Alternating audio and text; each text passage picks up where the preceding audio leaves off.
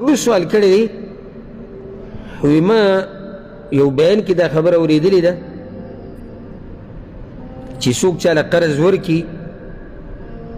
نو د هغه وخته پورې چې دی دا قرض را واپس کړي دا چاله چې قرض ورکړی دی د ده دپاره روزانه صدقه شمارلی کېږي دا خبره صحیح ده الجواب اول خو دا یاد کړي دا قانون رب العالمین دا شریعت یو لوی احسان په موږ کړی دی چې موږ ته رانصیب کړی ده په دې کې ځای په ځای ویلي چې د یو بل سره ګزاره کوئ لکه قرآن کې الله وایي وان کان ذو عسرة فنظرة الى میسره که چېرته د تا چې چاله قرضه ورکړې ده د ده حالات سخت دي او غریبي پې او مسلې ورته نو بیا ورته نیټه ورته اوږده کړه یو دا مرحله ده بلکې بیا دا ویلي وان تصدقوا خیر لکم او که چېرته بلکل ورته پرېږدوي دا ډېره غوره ده که نه یې پرېږدي نو بیا نیټه څه کړه اوږده کړه که دې پرېښوده چې ډېره ښه ده او حدیث کې راځي امام مسلم راوړی سبحان الله ابو الیسر رضی الله عنه روایت دی پیغمبر صلی الله علیه وسلم وایي من انظر معسرا او وضع عنه اظله الله فی ظله د چا چې په چا باندې قرضوي او ده ته یې نیټه اوږده کړه یا یې ورته دا قرض ماف کړو یا د هغې څه برخه یې ورته ماف کړه الله به ورله د قیامت په ورځ د عرش په سوري کې ځای ورکوي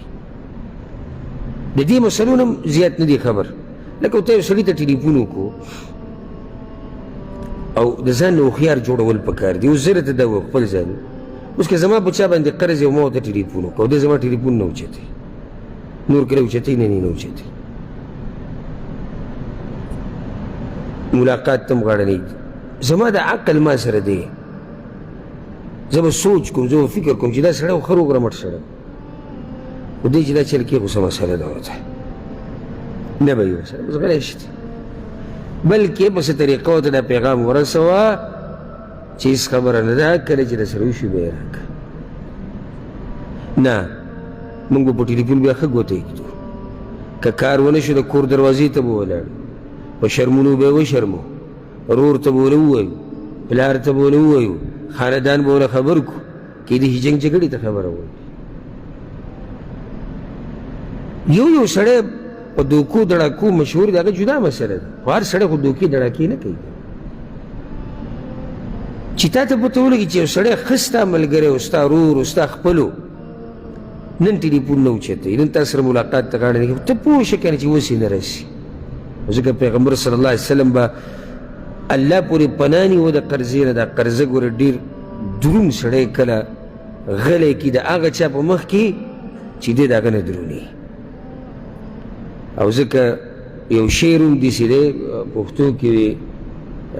کله د حالاتو د لاسه داسې مجبوره شم اگر که الفاظ یې لږ بدل دي خو ما ته مناسب نه ښکاري زه به یې داسې ووایم وایي کله د حالاتو د لاسه داسې مجبوره شم چې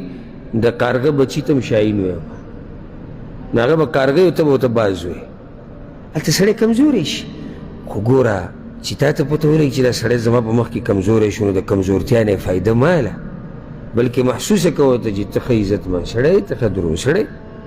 دا د مسلمان شان دی خو داسې ډېر لږ خلک دي که نه داسې ډېر لږ میلاویږي الله یې دا خوی او دا صفت موږ کې پیدا کړي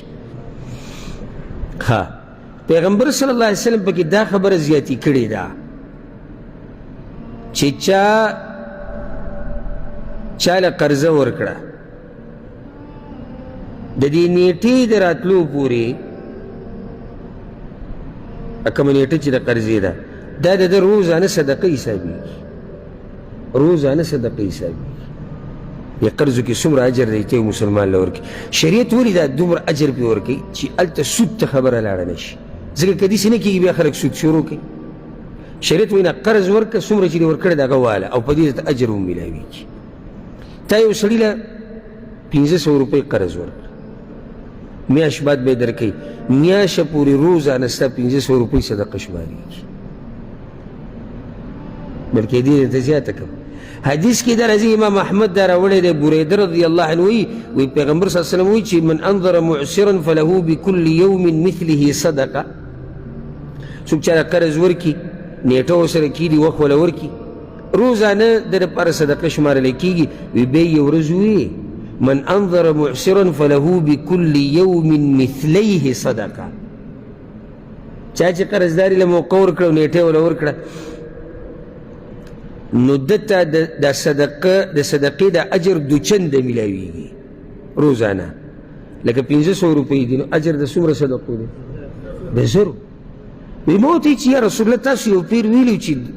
یعنی اجر ورته د هغې امره میلاویږي، نن تاسو وایئ چې دوچنده میلاویږي. وی پیغمبر صلی الله علیه وسلم ورته وویل له بكل يوم صدقه قبل ان يحل الدين. هغه صدقه د کوم ځای نه سټارټه شوه؟ لکه 500 روپۍ ما تاله درکړه یوې میاشتې دپاره، میاشت لا نه ده راغلې، دا اوس د میاشت پوره کېدو پورې 500 روپۍ صدقه د روزانه. ها فاذا حل الدين نیټه راله، میاشت پوره شو، زه تا پسې درلم وروره ته ویره ما سره نشتې او حاله بس صحیح شو. چې کله د سره وشوې راکه یا 2 میاشتې بعد راکه یا 3، اوس دوچنده حساب شروع شو. ځکه چې قرضم وه نو اوس ته پکې نیټه اوږده کړه نو اوس حساب څو شو؟ اوس دوچنده شو. څومره ګوره سبحان الله ناشنا اجر پکې دی او موږ چې نه یو خبر. قرض دې ورکو ثواب میلاویږي تا ته، روزانه صدقه روزانه صدقه دا ته ورکولی شو، دته تا ته اجر میلاوي. ورلې نیټه پوره شو هغه عذر یې پیش کړو چې یاره نشم او صبر وکړه. اوس څومره چې ته د صبر کې دوچنده اجر د صدقې تا ته میلاویږي. نو دې ورته موږ وایو چې او دا خبره بالکل صحیح حدیث کې ثابته ده ولله الحمد.